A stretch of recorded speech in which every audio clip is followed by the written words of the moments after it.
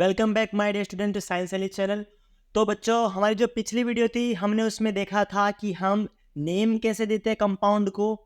हमने 10 तक पढ़े थे कि मेथ एथ प्रोप ब्यूट ऐसे करके हमने नेमिंग देखी थी, और हमने लास्ट में देखा था बेंजीन के बारे में।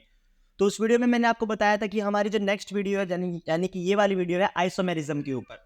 तो इसमें जब हम पढ़ रहे थे ब्रांच कार्बन कंपाउंड के बारे में, तो हमको पता है कि ब्रांच कार्बन कंपाउंड जब बनते हैं वो आइसोमेरिज्म की वजह से बनते हैं। तो हमें प्रोसेस जो फेनोमेना है, घटना है, पढ़नी पड़ेगी। तो क्या डेफिनेशन क्या कहता है? डेफिनेशन कहता है isomerism is the phenomena, phenomena मतलब घटना, in which more than one compound have the same chemical formula but different chemical structure.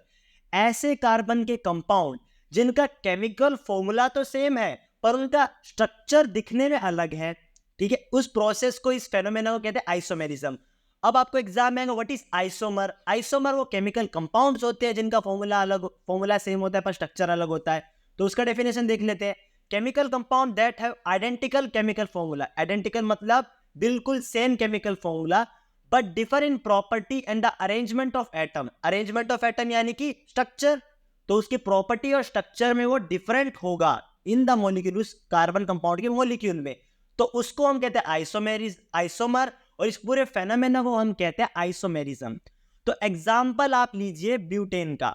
तो हमने पिछली वीडियो में सीखा था कि ब्यूट मतलब 4 कार्बन, तो 1 2 3 4 कार्बन, ठीक है। अब ये जो स्ट्रेट चेन होती है इसको हम नाम देते हैं नॉर्मल ब्यूटेन। अगर जो लंबी स्ट्रेट चेन है तो हम उसे कहते हैं एन ब्यूटेन या फिर नॉर्मल ब्यूटेन, ठीक है। पर अब आप सोच के देखो, इस कार्बन को मैं ऐसे लिख सकता हूं सी सी सी, ऊपर एक सी, पर आप इसे ध्यान से देखो, ये और ये सेम है। अब ये सेम क्यों है?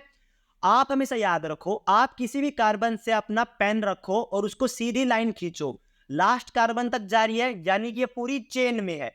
अगर यहां पे आप पॉइंट रखोगे, यहां पे लाइन खींचो, ऊपर जाओ, तो ये भी आप एक बारी में इसमें लाइन ड्रॉ कर सकते हैं। और जब भी आप एक बार में लाइन ड्रॉ कर पाए तो आप समझ लीजिए कि वो दोनों के दोनों जो भी आप स्ट्रक्चर बना रहे हो वो सेम है।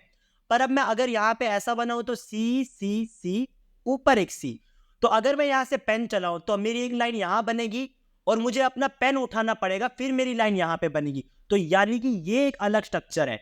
तो ये जो स्ट्रक्चर होता है, अब यहां पे देखने की बात क्या है, या कार्बन की लाइन है, या तो स्ट्रेट लाइन होगी या एल चेन होगी, एल चेन, ठीक है, याद रखिएगा, या तो स्ट्रेट लाइन होगी या एल चेन होगी। अब यहां पे देखो ब्रांचिंग हो रही है, आप देख सकते हैं ब्रांच निकली हुई है, कार्बन की यहां पे ब्रांच निकली हुई है, और जब ऐसी ब्रांचिंग होती है उसे हम कहते हैं आइसोमेरिज्म, ठीक है। तो इसको हमने अलग नाम दे दिया आइसोब्यूटेन, ठीक है। तो ये हमारा कंपाउंड है। अगर एक ब्रांचिंग होती है, एक कार्बन निकला, तो इसे कहते हैं आइसो। 2 कार्बन निकले होते तो हम कहते हैं उसे नियो, जो कि हम आगे सीखने वाले हैं। तो ब्यूटेन जो है, ब्यूटेन में सिर्फ आपको 2 दिखते हैं, नॉर्मल ब्यूटेन और आइसोब्यूटेन। इनका स्ट्रक्चर मैं आपको अच्छी तरह भी दिखा देता हूं हाइड्रोजन के साथ। तो देखिए, ये 4 कार्बन थे, उनके हाइड्रोजन मैंने इसकी वैलेंसी पूरी कर दी, बॉन्ड्स बना दिए।